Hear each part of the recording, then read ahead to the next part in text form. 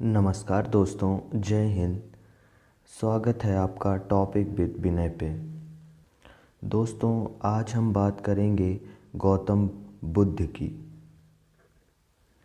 जैसा कि आप लोग जानते हैं कि वैदिक सभ्यता के बाद अनेक धर्मों की उत्पत्ति हुई। करीब 600 बीसी में धार्मिक आंदोलन शुरू हो गए थे। लोग बोर हो चुके थे और उन्हें कुछ एक नया चाहिए था, एक नया धर्म चाहिए था जिससे वो अपने जो विचारों को अभिव्यक्त कर सकें। बचपन में ही ऐसा माना जाता है कि गौतम बुद्ध का बचपन में ही ऐसी भविष्यवाणी कर दी गई थी कि या तो ये बहुत बड़े संत बनेंगे या तो बहुत अच्छे शासक या बहुत अच्छे योद्धा बनेंगे। इसलिए इनके पिताजी ने इनके ऊपर कई सारी पाबंदियां लगाई और इन्हें घर से भी बाहर निकलने की अनुमति नहीं दी जाती थी। घर में ही इनके साजो सामान सभी सुख सुविधाएं उपलब्ध थी। ये भी एक गृहस्थ जीवन में बंध गए थे क्योंकि उस समय इनका विवाह हो चुका था। लेकिन प्रकृति एक महान व्यक्ति की राह देख रही थी, इसलिए इन्होंने एक दिन कहा कि मुझे बाहर जाना है, मैं भी बाहर जाऊंगा, मैं भी बाहर घूमूंगा। और ये जाते हैं। इनका सारथी रहता है चन्ना। चन्ना के साथ ये रथ पर जाते हैं। अच्छा, इनके पिताजी भी बहुत होशियार होते हैं। वो रास्ते में जितनी भी जो कष्टदायक वस्तुएं हैं या जितनी भी जो सांसारिक जीवन से अस्त व्यस्त करने वाली जितनी भी वस्तुएं हैं, उनको सबको हटा देते हैं और केवल उन्हीं वस्तुओं और उन्हीं साज सामान को रखते हैं जो उनके लक्ष्यों को पूरा करे। और उनका लक्ष्य क्या था कि गौतम बुद्ध अर्थात सिद्धार्थ कहीं जाए ना, वो संसारिक जीवन यानी मोह माया को ना छोड़ें, वो इसी जाल में बंधे रहें और राजकाज संभालें। इसलिए उन्होंने इसका पूर्ण रूप से बंदोबस्त कर रखा था। गौतम बुद्ध की नज़र वृद्ध व्यक्ति पर पड़ती है और गौतम बुद्ध अपने सारथी से कहते हैं, हे सारथी, ये कौन है? सारथी कहता है, महाराज, बीमार व्यक्ति है जो कि बूढ़ा हो चुका है और यह रोग से ग्रस्त है।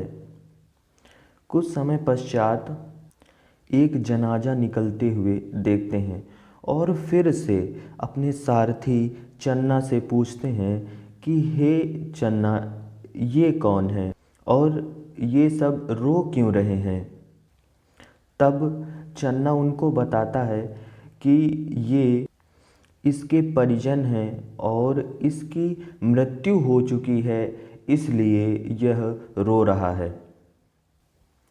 आगे उन्हें जब वो आगे जाते हैं तो उन्हें एक सन्यासी मिलता है और सन्यासी बिल्कुल मस्त मौला, बिल्कुल सांसारिक दुखों से, मुखमाया से बिल्कुल एक अलग ही दुनिया में रहता है। ये सब देखकर गौतम बुद्ध उससे अर्थात सिद्धार्थ उससे पूछ, ये व्यक्ति कौन है और ये इतना मन चित्त, इतना मस्त मौला, इतना प्रसन्न चित्त क्यों है? सारथी कहता है, प्रभु, ये संत है जो कि सभी दुखों से दूर है और सांसारिक दुनिया को छोड़ चुका है। तो इस तरह से उनके मन में गृहस्थ जीवन छोड़ने का विचार आता है।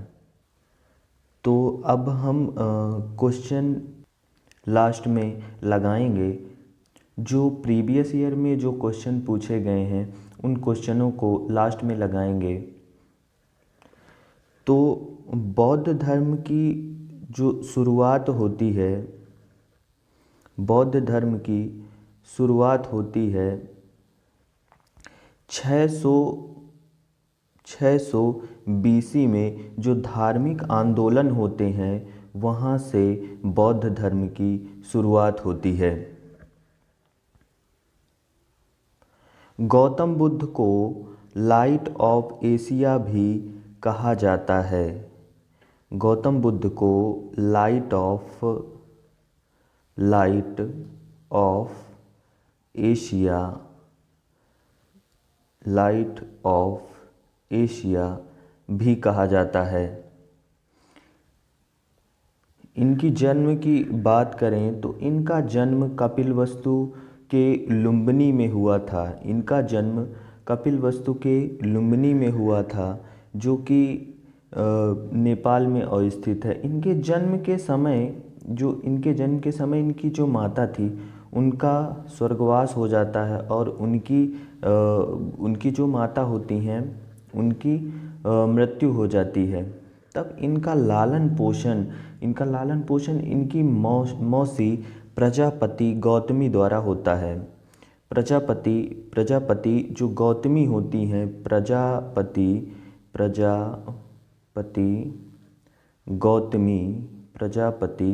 गौतमी इनका लालन पोषण करती हैं। तो इनके बारे में कुछ फैक्ट जान लेते हैं कि जैसे कि इनके बचपन का नाम क्या था, इनकी माता का नाम क्या था, इनके पिता का नाम क्या था। इनकी माता का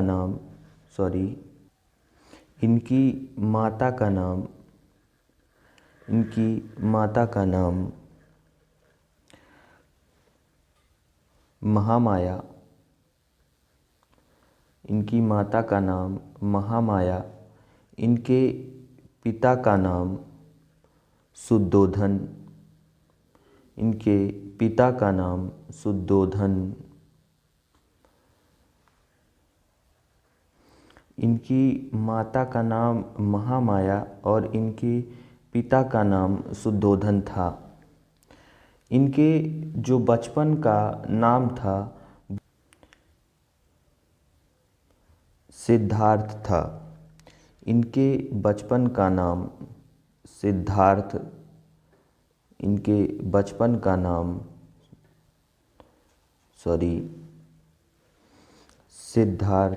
था।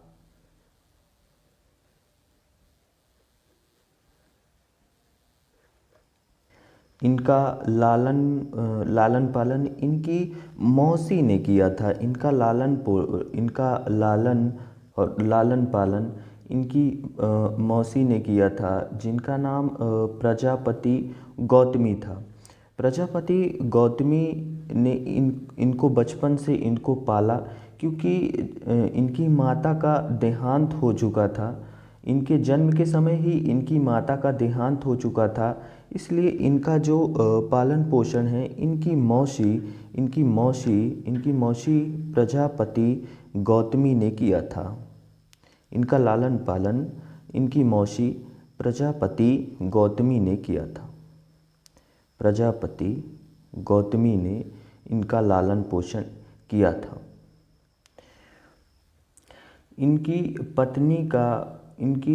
पत्नी का नाम यशोधरा और इनके पुत्र का नाम राहुल था। इनकी जो पत्नी थी उनका नाम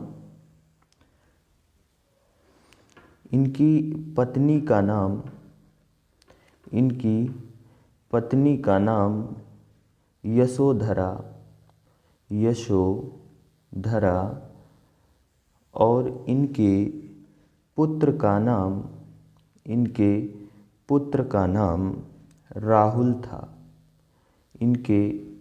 नाम राहुल था। इनके सिद्धार्थ के जो सारथी था, सिद्धार्थ के सारथी का नाम सारथी का नाम चन्ना या उसको चाण भी कहते हैं। तो सिद्धार्थ के जो सारथी थे, सिद्धार्थ के सारथी जो थे उनको चन्ना चन्ना या चाण चन्ना या चाण के नाम से जानते हैं। सिद्धार्थ के घोड़े का नाम कंथक था। सिद्धार्थ के घोड़े का नाम कंथक था। तो जैसे ही गौतम बुद्ध को ये आभास हो जाता है कि ये संसारिक जो दुनिया है, ये संसारिक जीवन है, ये संसारिक जो मोह माया है, ये मेरे लिए नहीं है, ये मेरे लिए नहीं बना हुआ है और मुझे सन्यासी हो जाना चाहिए। तो जब ये 29 वर्ष की अवस्था में आते हैं, 29 वर्ष की आयु में यह ग्रह त्याग देते हैं। और जो इनकी जो ये ग्रह त्याग की घटना है, इसको महाभिनिष्क्रमण कहते हैं। इसको महाभिनिष्क्रमण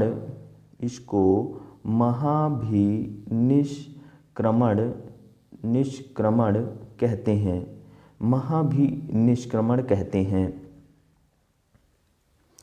तो ये अपने इसी घोड़े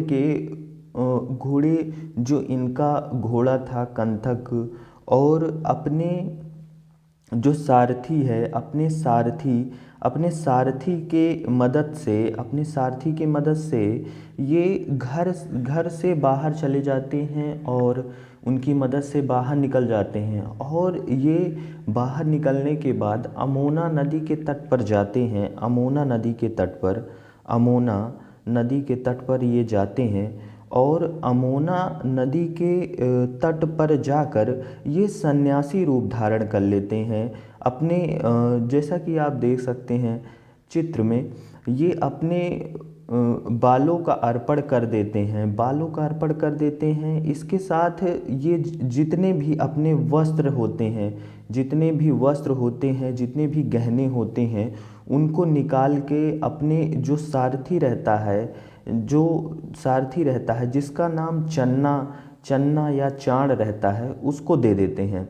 जब ये सब अपने सारथी चन्ना चाण को दे देते हैं और एक सिंपल सा वस्त्र धारण कर लेते हैं, एक सिंपल वस्त्र में आ जाते हैं, एक साधु के भेष में आकर के ये राजगृह चले जाते हैं। और राजगृह में इनकी मुलाकात अलार कलाम से होती है। ये राजगृह चले जाते हैं, राजगृह चले जाते हैं और इनकी जो मुलाकात होती है वो अलार कलाम से होती है। अलार कलाम से इनकी मुलाकात अलार कलाम से होती है।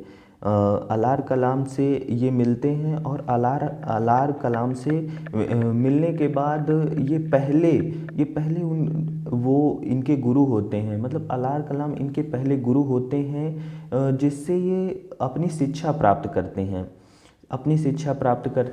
और कुछ दिन के बाद जब इन्हें लगता है कि जो मुझे आवश्यकता है, जिस ज्ञान की मुझे आवश्यकता है, जिस ज्ञान से मैं दुनिया को देखना चाहता हूँ, जिस नज़रिए से मैं देखना चाहता हूँ, वो ज्ञान मुझे यहाँ नहीं मिल रहा है, वो ज्ञान मुझे यहाँ प्राप्त नहीं हो रहा है, तो इससे वो असंतुष्ट होते हैं और यहाँ से वो चले जाते हैं।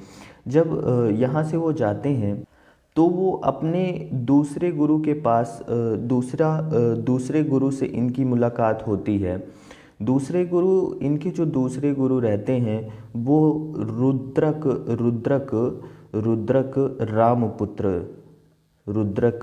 रामपुत्र इनके दूसरे गुरु रहते हैं।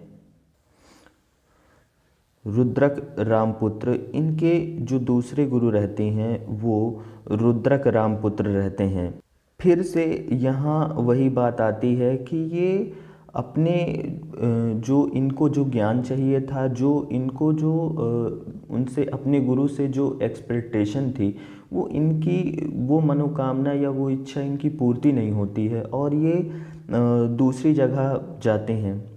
और इस तरह से कई जगह भटकने के बाद इन्हें ये आभास होता है कि मुझे मतलब ऐसे ज्ञान की प्राप्ति नहीं हो सकती है।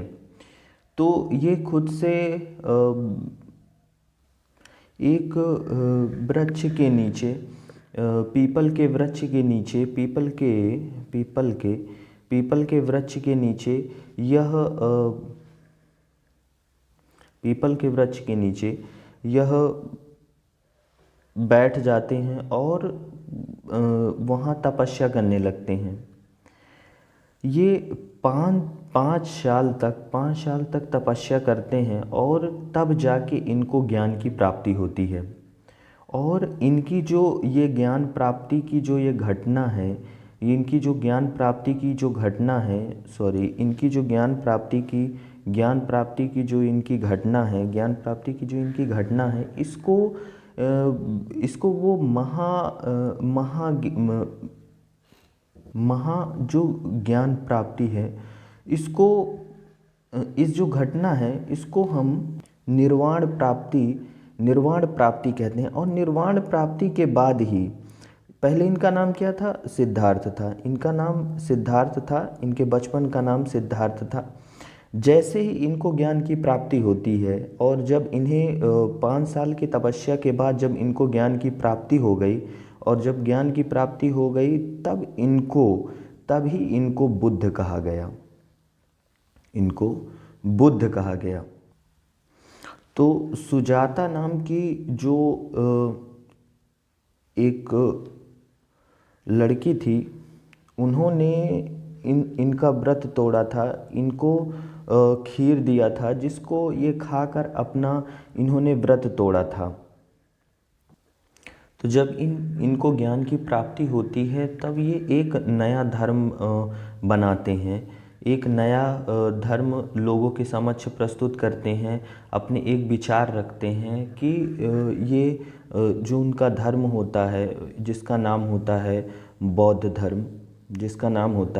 धर्म, और बौद्ध धर्म को कौन से लोग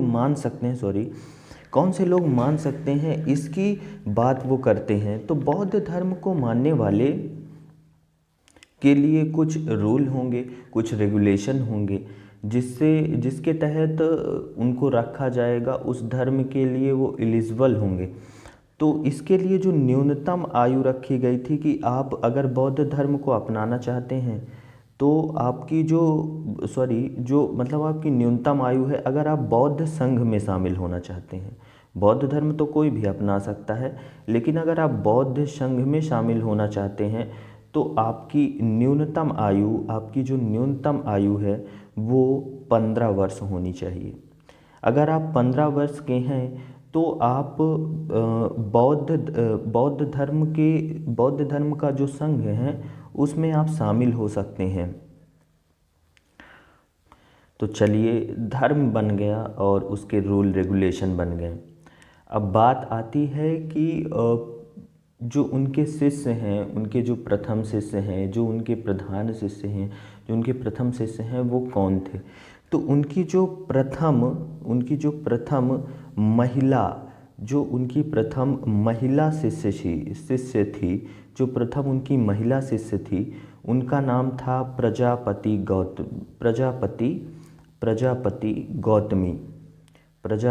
गौतमी, जो इनकी मौसी थी, और इन्होंने ही इसका लालन पोषण किया था, इनका लालन पालन किया था, और यही इनकी प्रथम जो है शिष्य बनी थी, जो महिला शिष्य थी, प्रथम महिला शिष्य ये बनी थी। और इनके जो प्रधान शिष्य बने थे वो आनंद और उपाली बने थे। आनंद और उपाली इनके प्रधान शिष्य थे। आनंद और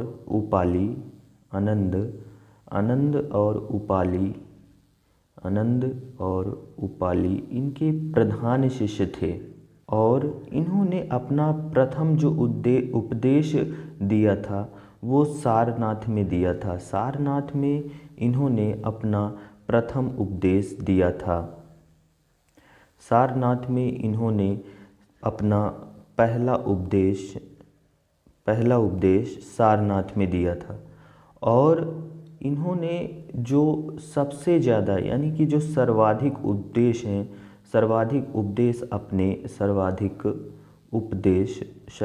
उपदेश जो इन्होंने दिए थे वो श्रावस्ती में दिए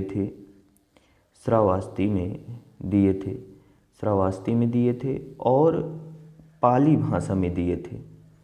किसमें दिए थे? पाली भाषा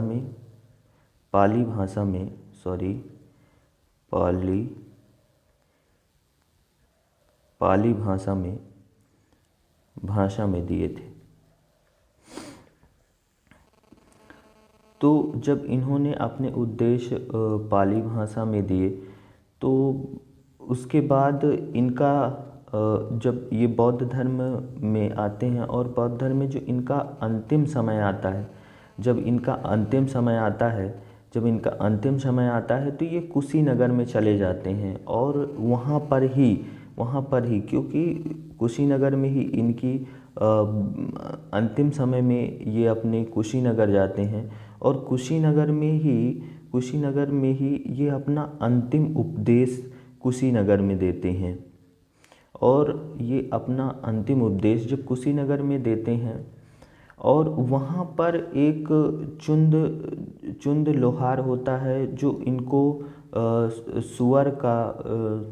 सुअर का मांस देता है और सुअर का मांस प्राप्त करने के बाद इनको रोग हो जाता है और अतिसार रोग के कारण इनकी मृत्यु हो जाती है। और इनकी मृत्यु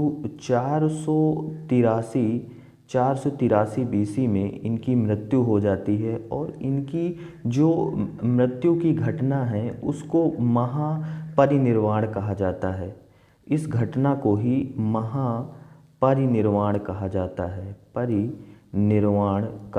है। उनकी इसी घटना को परिनिर्वाण भी कहा। तो चलिए अब इससे रिलेटेड कुछ क्वेश्चन कर लेते हैं जो कि प्रीवियस ईयर में पूछे गए हैं।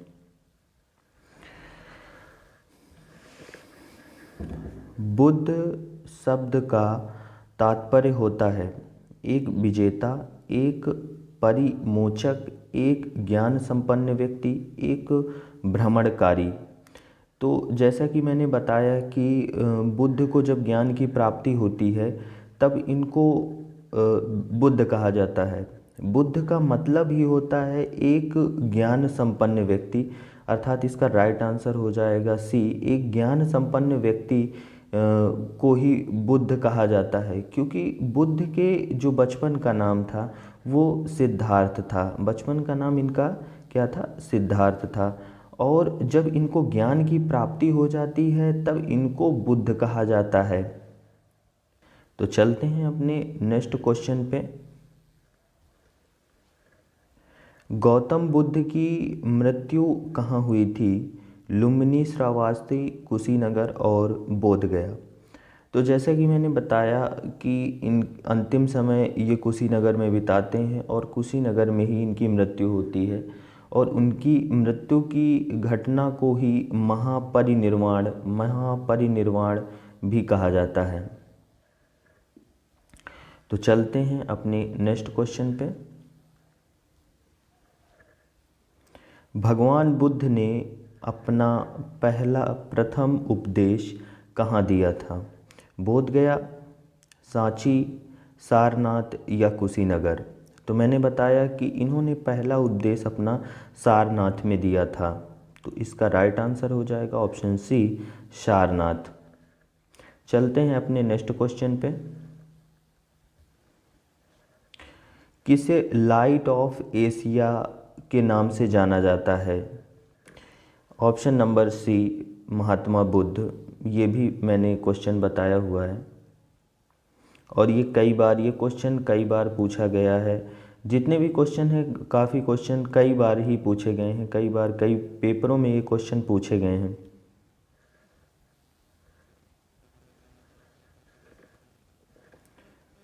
चलते हैं नेक्स्ट क्वेश्चन पे। गौतम बुद्ध के दूसरे गुरु का नाम क्या था? तो गौतम बुद्ध के पहले गुरु का नाम अलार कलाम था, ये इनके पहले गुरु थे। और इनके जो दूसरे गुरु हैं उनका नाम रुद्रक था, उनका नाम रुद्रक था। और इसमें पूछा है दूसरे गुरु का नाम, तो दूसरे गुरु का नाम रुद्रक, यानी कि ऑप्शन नंबर सी इसका सही आंसर है। और अगर पूछ लेता कि इनके पहले गुरु का नाम क्या था, तो इनके पहले गुरु का नाम हो जाता अलार कलाम। चलते हैं नेक्स्ट क्वेश्चन पे। दोस्तों ये क्वेश्चन जातक पवित्र ग्रंथ है, ये आपको कमेंट बॉक्स पे बताना है। देखते हैं कि कौन कौन इसका राइट आंसर जानता है। तब तक तो आज की वीडियो में इतना ही, मिलते हैं नेक्स्ट वीडियो में। जय हिंद। और अगर वीडियो पसंद आया हो तो वीडियो को लाइक करें, चैनल को सब्सक्राइब करें। तब तक के लिए जय हिंद।